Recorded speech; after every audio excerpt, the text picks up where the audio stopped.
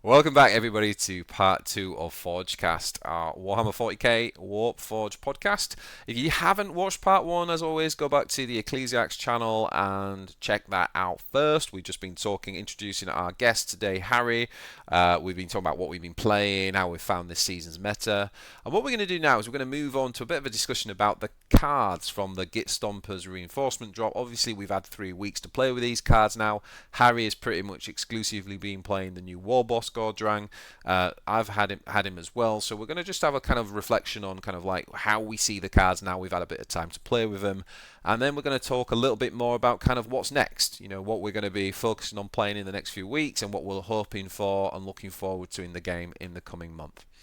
All right, so back to it. So yeah, let's talk about. We're not going to necessarily go through every single card, but 3 weeks in, we covered a little bit of this on your channel, Ecclesiarch. Let's just start with War Boss Gordrang because he is the new War Boss. So you know, where do we think he is in comparison to kind of like where we thought when we first saw this card? What do you think, Harry, having played with him quite a bit?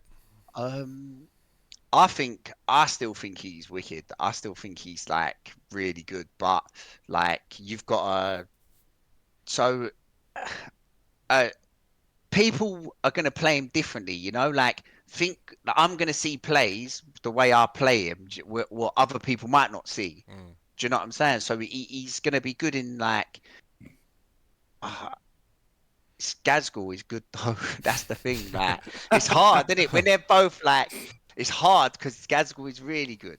Yeah, So it's like I'm still gonna play Gordrak. I'm gonna play him, and I'm gonna like still try and climb with him, yeah, yeah. and Oh, maybe like change the deck a little bit because I've had some wicked games. Me and you, BG, we had a game. Remember, I beat you the other day. yeah, I'll give you a yeah, rematch. yeah. You did. Like you can steamroll, right? Yeah, 100%. He's a good. He's you can easily climb in top 50 with Gordrang. There's no doubt about that. You know, he's 100%. You can climb with him. Um, yeah, yeah. So you're high on him still, and you're looking forward to playing a lot more. Yeah, he's Yeah, probably my favorite character in the game. Yeah, and the to be artwork's honest. awesome Yeah, in it. What about you, yeah. Ecclesiarch? Where do you think he's at? Now you've had a few weeks to reflect on him. What do you think? Uh, so essentially, my thoughts on him were that he was a 5 star. I still think he's really good, honestly. He's really, really good. However, I wouldn't, I guess, give him 5 anymore. Mm, Maybe give him a 4, though, solid. Oh Because yeah. honestly speaking, he's like still really good. This is a warlord that basically still can stun lock you in the late game. And if he has Makari to start with, 5 damage every turn, you're gonna get steamrolled Game real, over. real fast. Like Yeah. he needs 7 turns to destroy a what 35 HP warlord, right?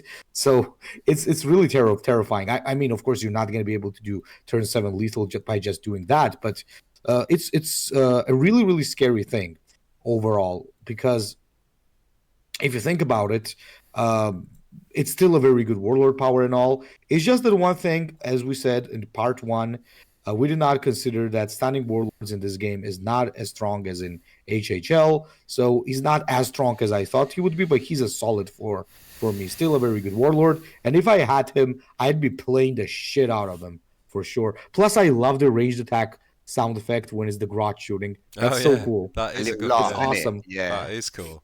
Yeah, I love those little touches. Yeah, I mean, I'm not going to go on like too much because I talked a bit about it at the end of part one. So if you've not seen that, go back and watch it. But for me, he is a little bit underwhelming in compared to like where we initially thought. Um, you know, you need to use your warlord a lot to remove something. You're only getting value out of each chopper if that something is higher than 2. So it's very good around turn 3 for those sort of, you know, like Sternguard Sergeant in UM. Brilliant that you can remove that for the 2. But you have to pay for it. So it's not like Swarmlord, where obviously Swarmlord has the 3 attack, you still got the 2 mana. This guy has to pay 2 every turn. I think it's underwhelming. I also think the deck building is very difficult. Your point about the beaten down in 7 turns. I don't think anyone's doing that successfully in top 50. If they are, I'd love to see the deck, but I think that he's actually, because he's taking damage from swinging all the time. What we're seeing is people using more control tools. So they're using like the armor up, and they're using like the flankers, and they're still using the will of Gorks and the so they're all control tools, right? They're not the aggro. You think about the Gaz aggro, it was like shooter boys and unbridled carnage and all of that sort of stuff, you know. So I think he's a little bit underwhelming. I'd probably have him as a. I think he's a good designed card though, and I agree with what Harry said. I think he's a lot of fun to kind of use and try to figure out. It always feels good, but I would say for me he's probably scoring between a 3, probably a 3 at the minute. But I think he might get better. Like as the card range expands, like I found deck building quite difficult with him. You know, like I try and build an effective deck that synergizes with him. I've actually found it a bit difficult. So I think he's around a 3, maybe a 4 for me at the minute. But I think when you've got Gruk and Gazgul, you know, you've really got your work cut out for you in terms of competition. You know what I mean? They're 2 of the best warlords in the game. So, yeah. All right, cool. So what about other cards then? What you know? Again, now we're many weeks in. I think we're 3 weeks in, aren't we? Gone quick. Have we seen? Have you guys seen anyone playing Crump the Gits? Right, because this was like the Orc Knob on a stratagem, isn't it? Like just give everyone flank, basically. Honestly speaking, I haven't seen this. I was expecting for people to run maybe one copy of it. Yeah. But I mostly think that like it's the reason why we haven't really seen this is because people haven't really been playing a lot of orcs. On top of that, they haven't really thought about doing the combo with the big mix and stuff like that. So it's really not that necessary. I don't really have much cases to say anything about this card. Yeah. I think we need time to judge it. I think I was saying that I didn't think it would be very good when we did our review, Ecclesiarch, and I do run one copy in my Green Horde Gruk deck. I see it almost like a second knob. Like if you haven't got knob, there are turns where you can play this with Green Horde, and but it's yet another piece, isn't it? You've got to get together with Green Horde and stuff. I think it's still a bit underwhelming. Have you seen this one much, Harry? I've never seen the flank. No, so it's not being, flank card. It's not I've being used never much, seen is it. it? This guy's great. I've seen loads of this guy in Rock. Oh yeah, in Rock number Invasion. number one is currently running these, and he's like winning every game with this amazing card. Are you serious? No. Okay, good. Does he also run 2 copies of these? I think he's running one just as a utility. And he hits himself in the face with it. Yeah, basically. Okay, let's talk about a card that I definitely think, Ecclesiarch, we didn't quite. I think we undervalued this, didn't we? We sort of said Absolutely. it was a good card. We were giving it like a 3 out of 5 or something. But for me personally, I'm just going to say it right now. Like, I bought the expansion, I got the 10 cards, and very quickly I realised that this was my favourite card in the expansion, and I would say it was the most effective. Like, I thought the 6-drop legendary would might be it, but this was easily the most effective card. Like, it's so easy to trigger that 3 times even, you know, like, but even if you trigger it once, it's good value. But there's so many good synergies with this guy. The Orc Knob has good synergy with him.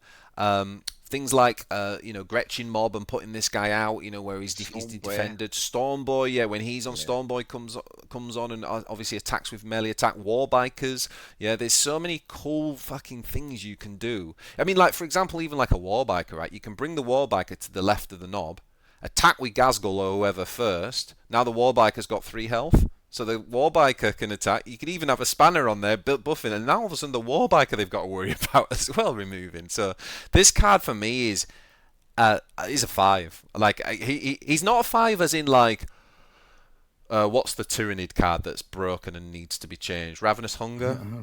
It's not a 5 like that. It's not a 5 like but it's a 5. It's as good a card you can have without it needing to be nerfed. That's how I would describe this card. It's like it's what you want from an expansion, isn't it? You want really good cards that aren't completely broken but feel strong. Sorry, that was a rant from me, but I just love this card.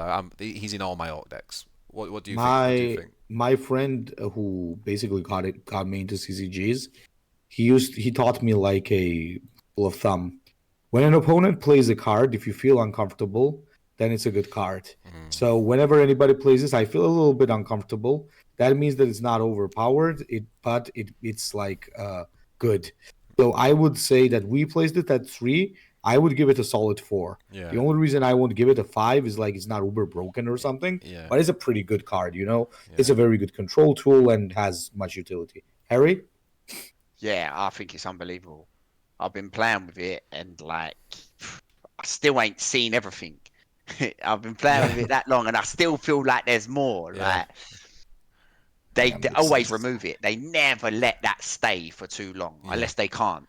Like even Necrons will use the destroyer unit and deal 3 damage either side. I forget what it's called. Like the 7 cost. They'll use that on that. Yeah. Just to get rid of it. Yeah. So it's like I know it's got power. I know it's strong, isn't it? If you make sure you play this before Hard Shell, it's amazing how often you can draw out hard removal and then drop Hard Shell.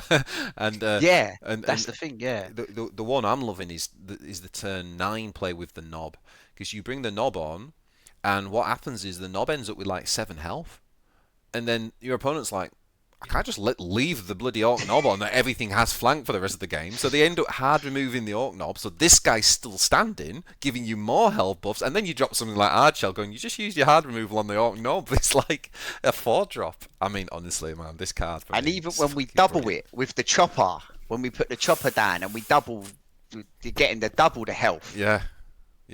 I've seen that a lot as well. And I've not even, tell you one thing I've not tested. Crazy. I've not tested Ada's Nails. Like, you know, this seems to me like another one of those where when you trigger the turn with this guy, whatever you're doing, play Ada's Nails as well. So you're getting the double, you know, him buffing and you're getting the Ada's Nails. Oh, and one other thing I didn't even realise for 3 days playing it. It says give 1 health to adjacent units. It doesn't say heal.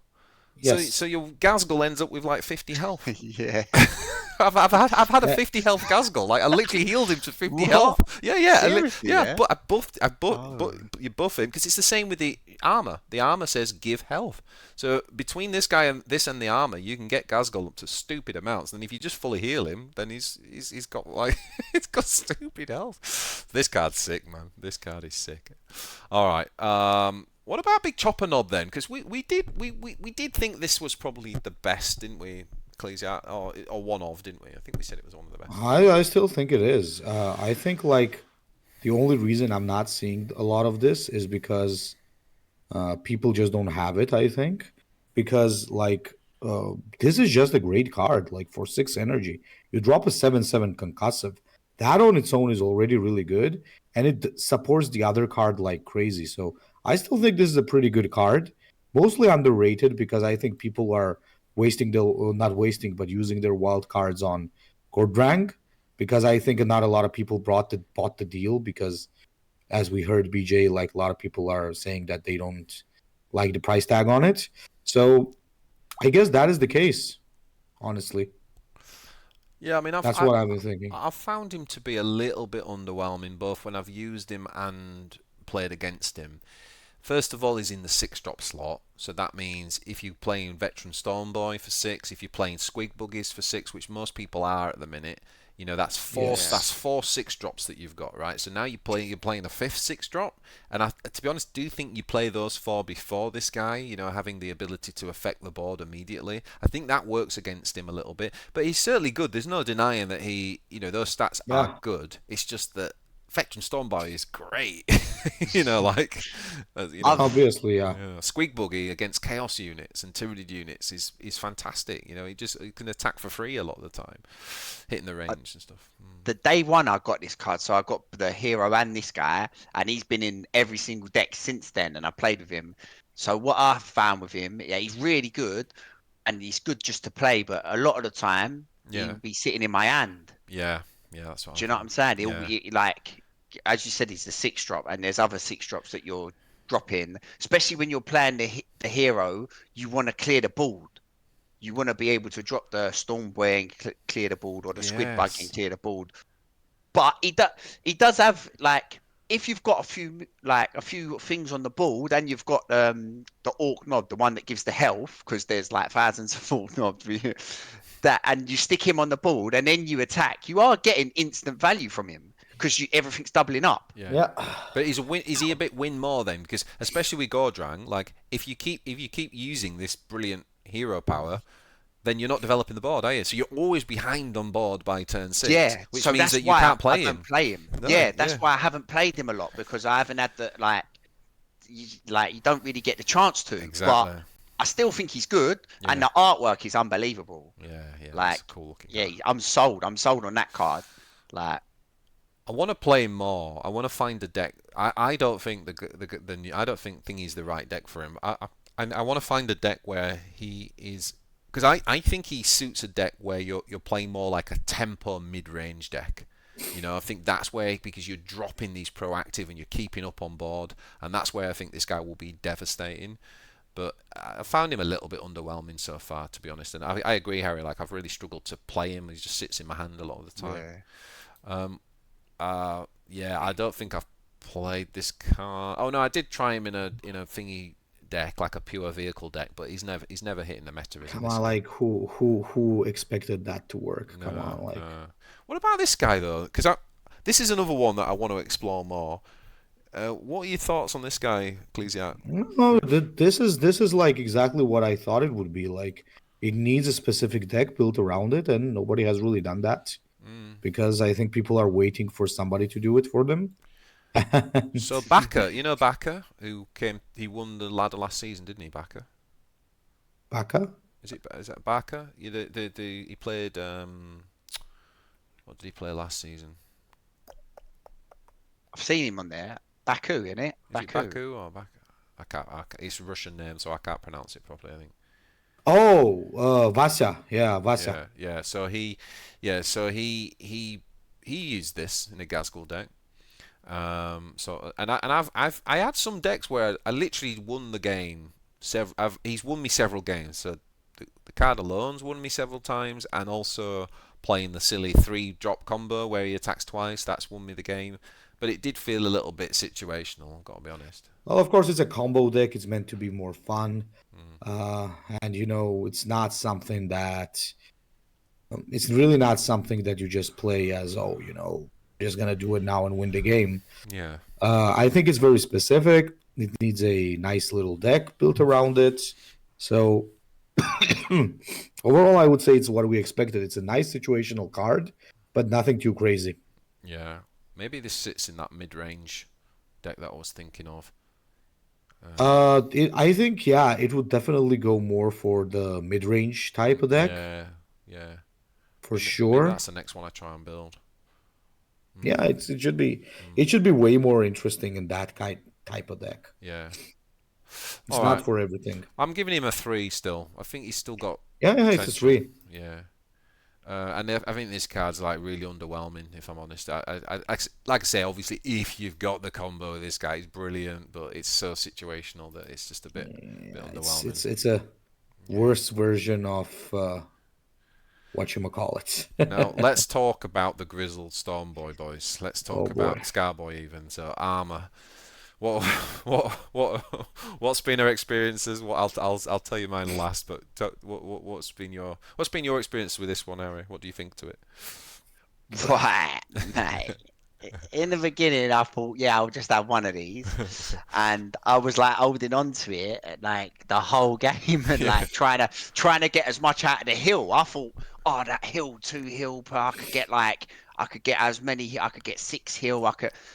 No, on turn 5, you play this. Like, even if it didn't give the hill, like you were saying, you just play this. This needs to be played ASAP. Yeah. It's mad. It's mental. It's going every deck ever made. Well, I don't know about that, but the decks that it belongs in, it's insane, isn't it? What about you, Ecclesiarch? Oh, it's a really, really good card for sure. We were like having this discussion when this card came out.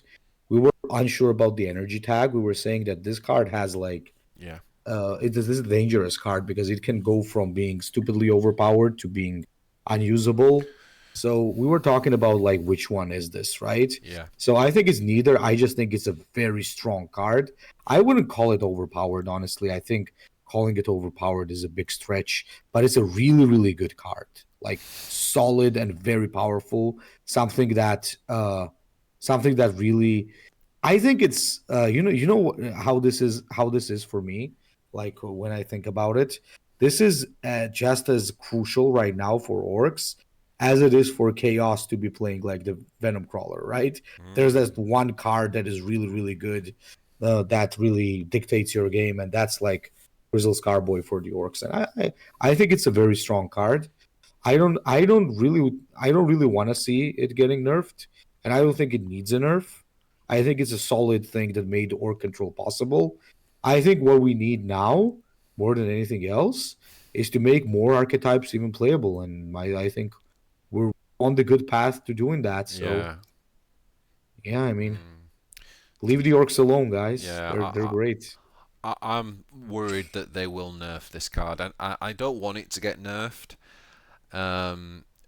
Like you said, it's opened up new ways of playing, and orcs would be tier 2 in my. I think orcs are kind of just clinging on to tier 1 with friends, with other factions at the minute.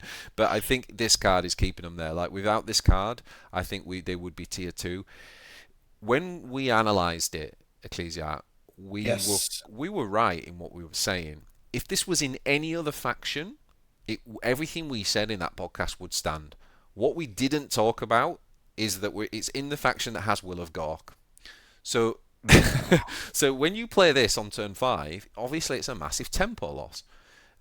But you can just play this again on turn 6 if you've got it, because you can just Will of Gork turn 7, and you've reset the board to 0, and now you're on 2 armor. What's he going to do against that? He can't win. I've not lost a game where I've played this on 5 and 6 and Will of Gork on 7. You cannot lose that game. Like, you'd have to hit yourself in the head with something, with a new chopper, to lose the game. It's like, it's impossible. Yeah. It's so good. It's so freaking good that the games I've lost, like, I lost a game to Barrick, who's like 3rd with Galen, because he had the perfect curve and I didn't draw this card. And he beat me down. Yeah. And Uriel can do that. And that's, if you get this with any decent amount of time, I tell you, it's made Tides of Muscle really good. I love that card. I can't believe how much I love that card now. I never used to play it before this season, but now I look for it all the time because it helps with the consistency. We already said earlier that it says it gives 2 armor. It doesn't heal. Yeah, so it actually can go above the starting armor. So it's, like Iron Gob, you couldn't play on turn 4 if you've not taken damage because it's only heal. Whereas this, actually, you can play it straight away even if you're on full health. Yeah, because it's extra HP. Yeah, extra HP. And it's enabled. What I love about it, it's in any other game of Warpforge, there's no way that if my opponent's got 2 units down that I can just play a card like this, because I go behind on board. And this is the first time where you can play like that. Like, it feels like I can properly play control now. Because a guy in my comments was like, oh, this deck's terrible because you had so many times where you just played a grot. And you could have developed, if you'd had some, terrible. Like, you could have developed like a proactive card. And I'm like, yeah, but dude, it's not a tempo deck. I'm supposed to just drop a grot and save my resources and consolidate and outvalue you and 2-for-1 you. That's what I'm supposed to do. Really? Terrible? I'll see you in the fatigue phase. It's like, I think this card is. It flew under the radar a little bit. I don't know if we said it's going to go one way or the other, didn't we? Well, It's gone the positive way. How is that terrible? Come on, it's not terrible. That's a very weird thing. No, he was saying that the control deck was terrible because he was saying that like it's turn 7. If I'd had a big 6-drop or a 7-drop, I could have just dropped it on board, but instead I just kept playing a grot. And I'm saying to him, that's because you're still thinking like a tempo deck. I don't need to play anything. Yeah, that's just. Why do I need to play anything? I've got 33 health and 2 armor. What do you mean? I'll see you in the fatigue phase, mate. I've got Will of Gork in hand. What are you talking about? I don't know. Anyway, this card is. I just can't get up. And do you know what? It's so fun because now, for the first time, this is why this is my favourite season. I'm having matchups where I'm actually learning, like, right, I've got to play around this card. I've got to play this card to counter this card, and it's not just about, oh, I've got a 5-drop, play it on 5. Like I'm not being able to play Warpforge like that, and I'm absolutely loving it. Like really learning like matchups inside out, Abaddon matchup inside out, learning I've won every mirror match against Gazgul because I've really thought about that mirror match and like how do I edge value over him when we've got the same deck, and like it's brilliant. I just think it makes the game have a lot more depth because the game was pretty simple, right? Like it was pretty basic and straightforward. Whereas It's now, getting a bit worn out. Yeah, you like, yeah. yeah, That's why I took a month break, and I missed the Gazcall phase. I missed that whole month where Gazcall dropped the 2 units. that's why you've not got post-traumatic stress. Yeah, and like, I've only just started playing Orcs with this reinforcement drop. I never played Orcs before because I missed that Gazcall phase. Yeah. Because Gazcall 1 was good when I was playing. No. So I'm still learning how to play the Orcs myself, really. Yeah. But I feel like this card's getting touched. Definitely, they're going to touch this You think card. so? I was thinking 100%. that. How would you nerf it? Probably, yeah. How would you nerf it if you were going to nerf it? Give 1 health instead of 2. Yeah. Give 1 health instead of 2. Any Like, other might type of make it a nerf is 6 gonna drop, ruin it. Yeah. No, don't make it a 6. Don't make it a 6. Well, no, I don't want to make. See, I agree, but I just think if you make it 1 health, it doesn't really change anything because it's all about the armor. It's the armor, yeah. The thing I thought about that you could do with it is you could make it a condition that it only gets the armor if you have 20 or less HP. Why don't we just leave it as it is? Oh no, I'd love for it to be as it is. I want it to be left as it is. I'm loving my deck, but I do wonder because I think when people realise like how good this deck is, it's going to be a problem, man.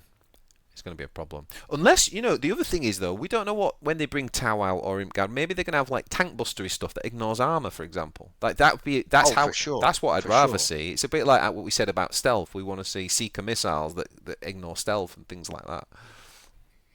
Honestly speaking, I think that if this becomes like openly meta, people are gonna start using some interesting stuff. Like I maintain that a good Imhotep deck could take this on because both are fatigue decks, and but if it's like a meta, it would be very interesting to see which outlasts the other. Because like honestly speaking, it would be a great matchup. People are just going to start to bust out more control stuff. Because like even like control Neurotrope could be really good against this because when you play with the Neurotrope, you can actually drop the Norn emissaries at some point, and since you got a lot of stealth units, the Orc is probably gonna bust out a lot of hard removal, and suddenly the emissary drops, and you're like, "Oh, but I got 2 armor," and it's like, "Okay, Yeah. I got 12 range damage, so have fun." It's honestly a time to go greedier. So. 2 things on what you said there. I lost a game to Imhotep, Balduco. I lost 1 game to him with this deck, but I felt a bit unlucky in the deck. So he Tomb Worlded, and I didn't have Will of Gork. We got down to 9 cards left in the deck, and I'd not drawn a Will of Gork. So I had both Will of Gorks so in the bad. bottom 9. So I was a bit unfortunate, right? Because he Tomb World. So then I'm having to do things like Burner Boy, Spanner, and trying to get rid of his units, and then when I did, he used Resurrection Orb and got everything back up, and I didn't, and then again on overtime, draw 2 more cards and didn't get Will of Gork again. So I was a bit unlucky really on there. Otherwise, I would say in 50 matchups between those 2, I think the Gazgul deck's favoured. I think we got the topic of the next Forge Clash. I think that's going to be a good one. And then the other thing though, that what you're saying is, I think people will just need to adapt to the meta. So here's an example, a game that I lost, and I couldn't believe it. I literally couldn't believe it. It was against Calgar, and it's given me an idea for a Calgar deck, which is very much more mid-rangey. He ran things like the what's the 3-drop, the Tyranid Veteran or something?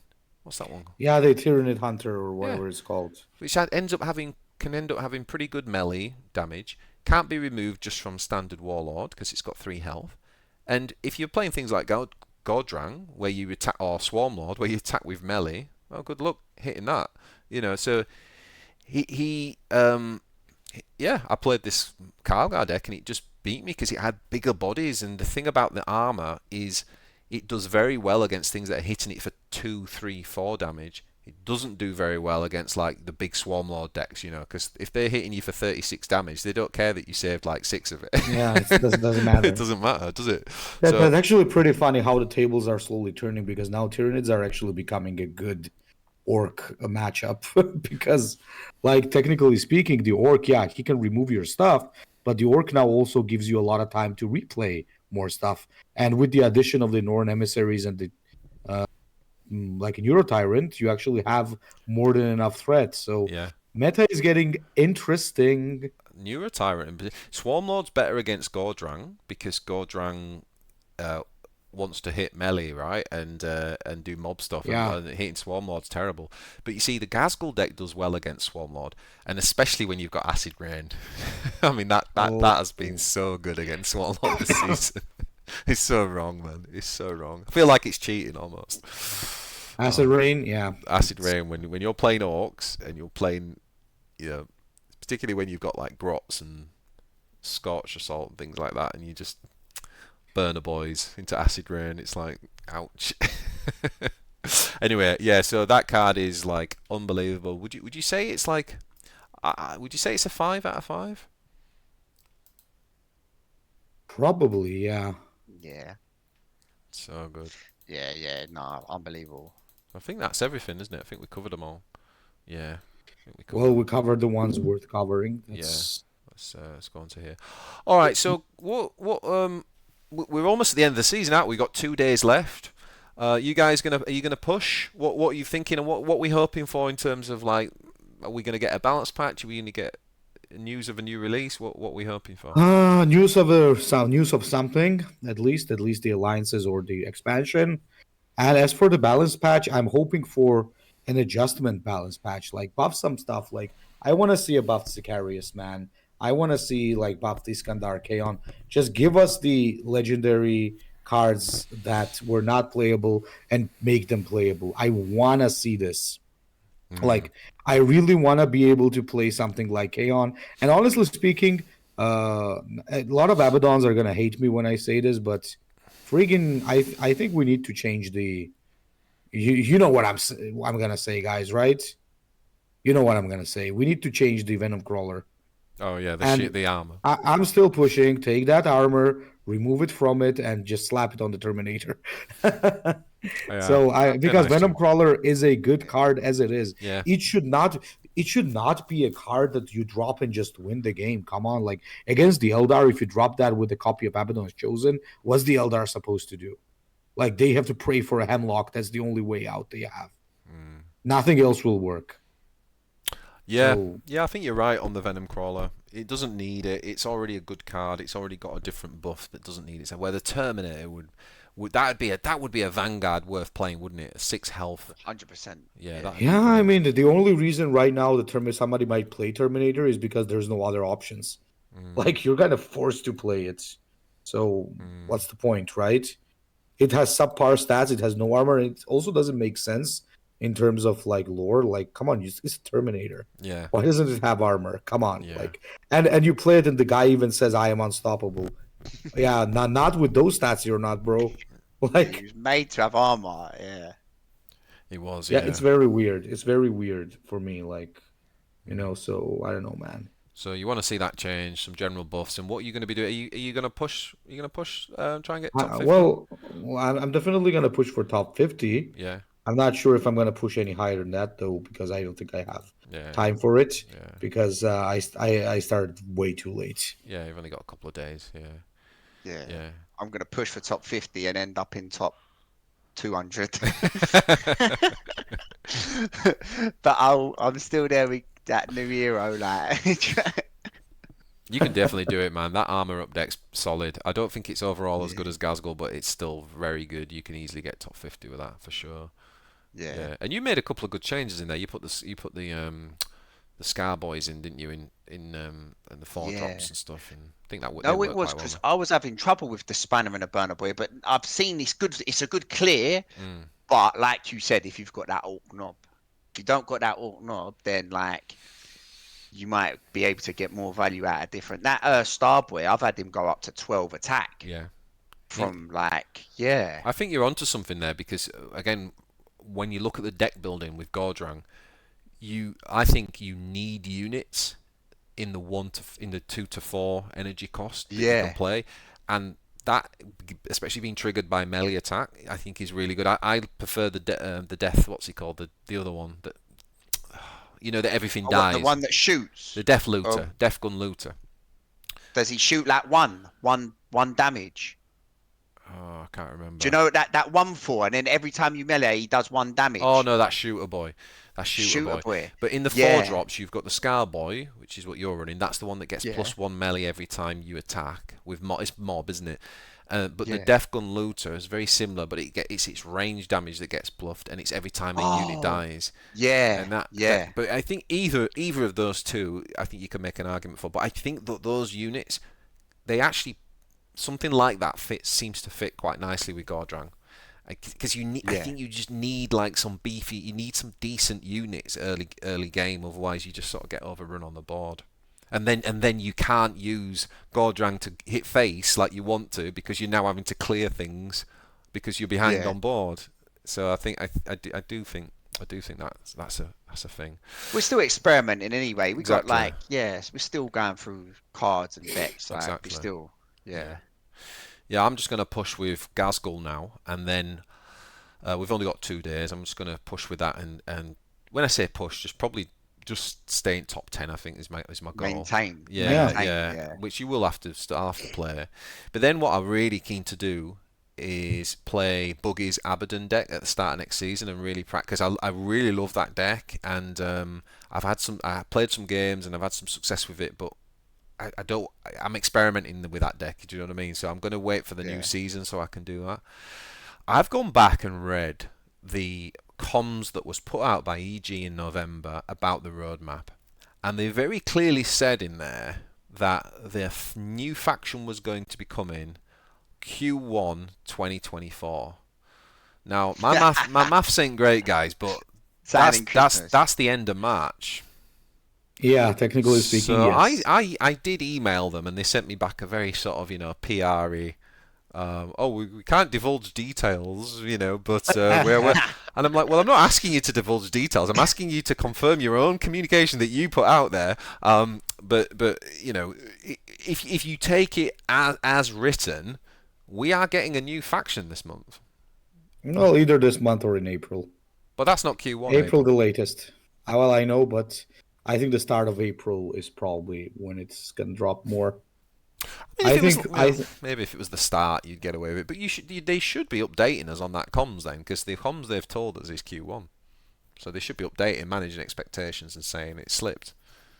Like when a video game, the release dates slip all the time, don't they? In video games, like due date is November the 5th. Oh, it slipped to January or whatever. And they tell you, and it's an update. They don't just let We've you get needed a week more or something. Yeah, exactly. Like, yeah. You don't just get to the release date and you're there at the shop with your money to buy the game, and it's slipped. It's like they've got to tell us. So I don't know. I'm just it got me a bit excited because I don't know about you guys, but I love these reinforcement drops. But I am seriously ready for like a new faction. I think this game. Yeah, I'm sick of the same thing over and over again.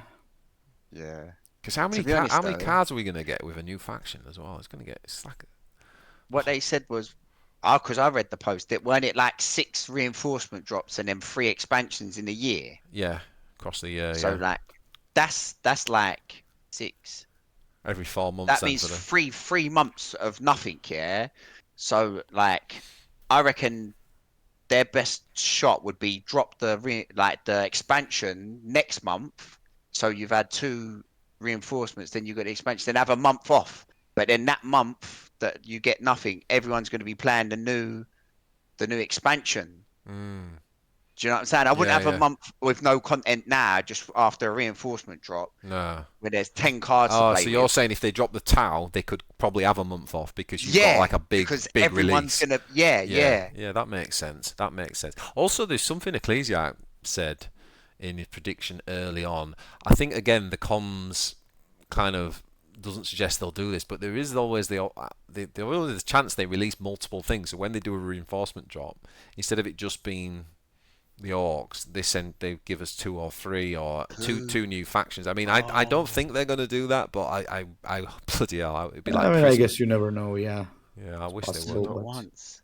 Well, I wish they would. I wish We'd they have would. too much.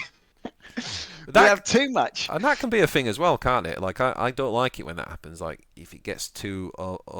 overwhelming, but it definitely needs some. It definitely needs something for sure. Anyway, Yeah, boys, absolutely. thank you so much for joining us. It's been great to have you, Harry, on No, the thanks podcast. for having me. Really, man. I really appreciate coming on. I enjoy like chatting to you both. Yeah, man. And We're thanks to everyone who watched. I'm gonna pop Harry's Twitch in the description, so go and check out Harry's stream. He's always got a fun. It's always a fun stream. Your stream. It's always a good watch on Twitch, and Cheers, also mate. check out my. If look out in the next couple of days. I've got a video with Harry coming out where we played through the Gazgul Control together, did a bit of coaching and played through some ladder games using Harry's collection. So Harry hasn't yet got a full collection, so we actually tailored the deck a bit to his collection. So if you want to go and check that out, that'll be out in the next couple of days. Ecclesiarch, Harry, thanks very much, guys.